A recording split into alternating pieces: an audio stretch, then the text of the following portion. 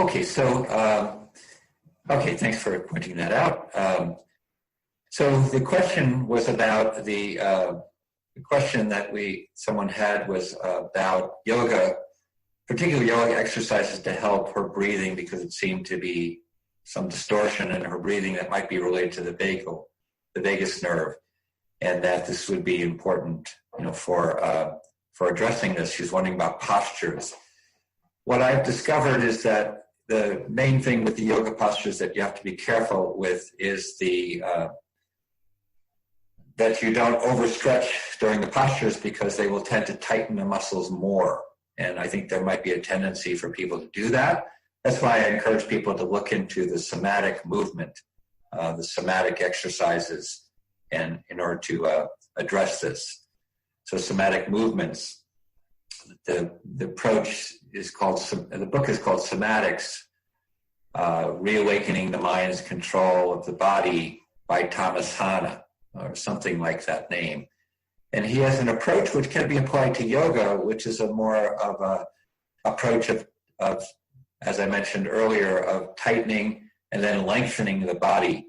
And his wife, Eleanor Criswell, wrote a book on yoga and how to apply the somatic principles that her husband created to yoga practices. So Eleanor Criswell is her name. Okay, any other questions that you have? Hi, John. Hi, John. Adrian here. Hi, Adrian. Oh, okay. I thought somebody beat me. What are beta glucans? Is that something that can help your immune system? The beta glucans are certain aspects. They're they're kind of like a certain kind of carbohydrate that's in sugar that can help. It's in the sugars of certain foods, and they've actually made them into supplements too that can help the immune system. So I think particularly in certain kinds of herbs, they are there that you can utilize that. So I haven't studied a lot about them. I utilize other things for the immune function, but it's definitely worth looking into. Okay, and one other question. I don't know if it's off the subject or not, but since we're talking about our health, do you know what chemtrails are, or why those are in the sky? Well, there's, you know what I mean? I think that is a big topic to discuss. What exactly are they? There's a lot of different theories that I've heard. I'm not sure which one. I haven't studied enough to say which one I believe in. Some there's a theory that some of them are related to controlling the weather. There's some other theories about what it's doing to the atmosphere or to people that I haven't looked at as deeply. So I think that's a huge topic which I can't speak of right now too much. I would need to know more of those theories and what they're talking about with that. Okay. And one last question. How do you feel about spirulina and some of the green powders they recommend for health? Well, the one that I would recommend more than others is chlorella. And because it has a certain substance in it that's in many other foods that are basically anti-aging. The main effect is because it has these anti-aging properties, which can help us avoid sicknesses as we get older. You have to be careful because if you take too much, it can be very strongly cleansing, which can weaken your body. Spirulina I don't recommend because it has a analog of B12, which can interfere with B12 from food. It's not real B12, it's an analog. So I don't recommend that as much, although it can be used. The chlorella seems to be useful if you use it moderately and you find a really good source. The better sources is when they grow it they grow it themselves in healthy ponds. So you have to find out some information about that. If you're interested in that, you could send me some an email about it, I can tell you about something that I know is a better quality if you wanted to utilize that. Oh, okay. Well, thank you very much. I really enjoy these. Thank you for doing these. You're welcome. Okay, other questions? I have a few questions. Hi, it's Pam. Hi. Based on the supplements you recommend, or is this something you want us to email? The soil-based probiotic you recommend in the orange glasses? Sure. Well, the blue light blocking glasses, there's different types, and I think the quality might be different. So you have to. I don't have one source of that, but you'd have to look at one that is a better quality that works. And I think some of them have been more tested. For the soil-based, I would recommend you email me so I can give you some information about that, a good source.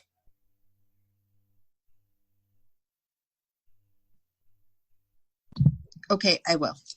Okay, great. Okay. John. Yes. Hi, Brenda. Hi, I got my blue light defending glasses from Defender Shield. I found them online. So Defender for the gal Shield. who's looking, Defender Shield, she's looking for a source to start doing some research. Okay. Have you noticed an effect from those? A benefit? I bought them for my husband because he's on the computer all the time, and my daughter uses them and she likes them. Oh, okay. She's studying law and is on her computer all the time right now, studying remotely, and she's found it a lot. Yeah. So okay, are they good? Well, thank you. Thank you. Are they to be used at night or whenever you're in front of the screen? I think they're to be used specifically at night, but my daughter, as I said, who's studying remotely and is online all the time, says that it's helping her with eye fatigue, mental fatigue. Okay. Okay, well, that's good to know if it helps with the eye fatigue. Yeah, it's meant for at night usually.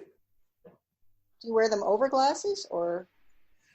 If you have glasses, you can wear them over glasses, right? I think so. Is that right? You can wear them over glasses if you have glasses. They're pretty big. So you could definitely put them over top of some glasses. I mean, they're big enough. But it's Defender Shield. Okay, thank you. Thank you. Thank you. John, it's Christine. Hi, how are you? Hi.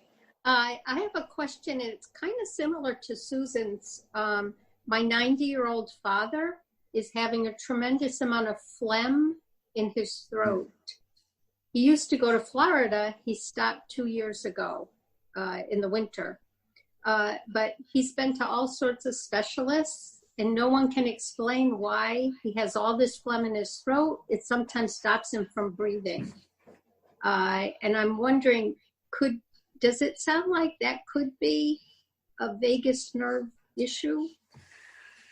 Well, I think one way to understand it is that the vagus nerve is not separate from all these other parts of the body that can be a problem. It's just the main communicating way the body communicates with the brain to control that. So what happens as people get into advanced age, often their metabolism drops and the body easily goes into stress because just aging itself is stressful. And plus the way people live today, the way people have eaten over many, many years, it would make most sense that the vagus nerve would be disturbed. So things that would help restore the vagus nerve would be helpful, and things that would also get the body out of stress in advanced age. So for instance, everybody over a certain age, as we get older, our metabolism drops. And when you're running with a low metabolism, it puts the body in stress. So, things like some things in advanced age is to make sure that they're taking certain kinds of nutritional supplements because they might not be digesting their food as well, like digestive enzymes and a good multivitamin. But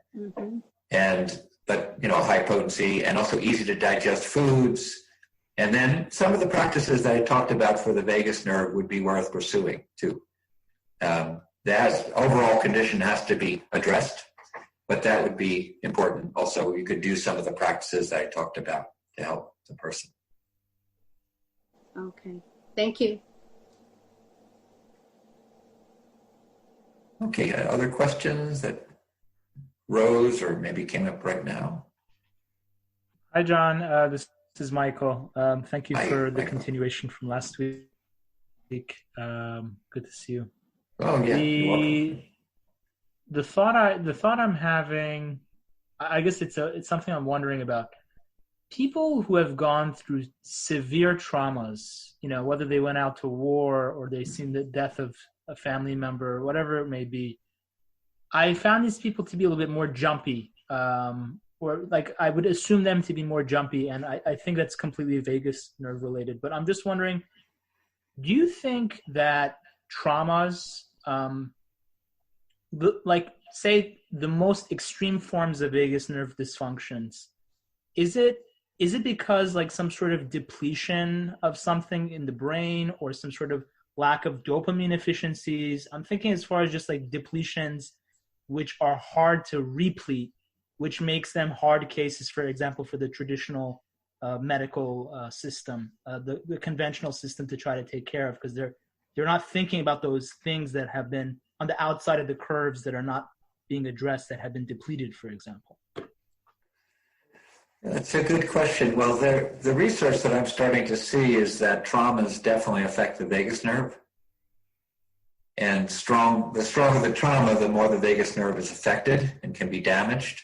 And then the problem is that most people don't know how to restore the vagus nerve because many people don't know how to restore the parasympathetic nervous system after it's been weakened, and because of the regular normal diet lifestyle people followed. So I think that's the medical system is addressing the symptoms, but not addressing the cause, like healing the vagus nerve, healing the nervous system. So I think that there's a Dr. Abram Hoffer, who was a pioneer in orthomolecular nutrition. And he dealt with a lot of people who went through World War II and had trauma, and they couldn't function in modern society after the traumas they went through, until he put them on very high doses of niacin. And the niacin is interesting because the niacin has an effect. The niacin has an effect of also to get the body to stimulate the parasympathetic nervous system, to relax a person by affecting the brain. So that could be the reason for that. The vagus nerve dysfunction often is related to blood sugar issues too.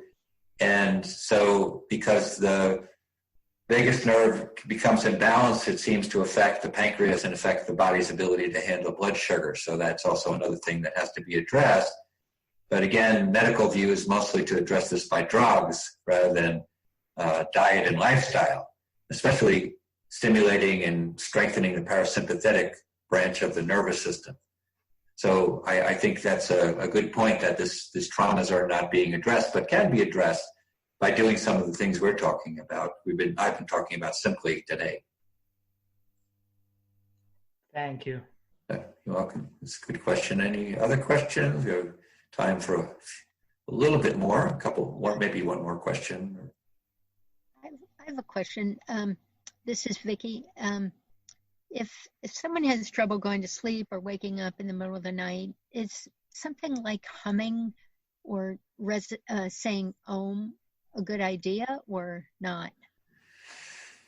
Yes, so the question if someone has trouble sleeping. Well, if someone has trouble sleeping or if they wake up in the night, it indicates the body, for me, that's always been an indicator, even before studying more about the vagus nerve, that the body is in the stress mode or the sympathetic mode excessively, and the parasympathetic mode is not kicking in. So the parasympathetic mode, one way to understand this is that when we wake up in the morning, the sympathetic nervous system kicks in to use up energy and activate us and wake us up. And so we use up nutrients and energy. And then under the influence of the sun, this is stimulated by the sun, the sympathetic nervous system, the healthy, normal sympathetic nervous system. When the sun goes down, And just to go back a moment, the sympathetic nervous system is stimulated by the positive ions generated by the sun. Then when the sun goes down, the atmosphere floods with negative ions, and then the parasympathetic nervous system is supposed to kick in. And we become sleepy, and we fall asleep easily when it's functioning, and then we sleep through the night. If you can't fall asleep, or if you're wake up in the night, to me, it has been an indicator that you're stuck in the sympathetic mode. The parasympathetic mode is not activating. And a lot of that's related to the vagus nerve communication. So helping the vagus nerve by humming, doing all the things we talked about, chanting, humming, singing, that would definitely be one way that you stimulate the vagus nerve to communicate, to kick in the parasympathetic nervous system. I don't think it's the only thing. I think you have to do other things that we talked about to make sure that your parasympathetic nervous system is functioning. And when you live in places like the cities, it's a little more challenging because the atmosphere is much higher in positive ions, so it naturally stimulates the sympathetic nervous system. So there are negative ion generators, new ones that for people who live in the city, I recommend. We live in city areas because the dust and the pollution and the generates too much of the positive ions, which stimulates the sympathetic nervous system in the country. Because of the wind and water, the parasympathetic nervous system is naturally stronger. So I think I'm going to finish up here so we don't get the video cut off here. Thank you very much for the questions. Thanks for all your questions. Thanks for attending. And we'll be doing more in the future. Just look for emails for future lectures, and we should have these recordings up and also another question and answer from last week up very soon. Thank you very much for coming to the question and answer and coming to the lectures. Have a good weekend. Thank you. Take care. Thank you. Thank you.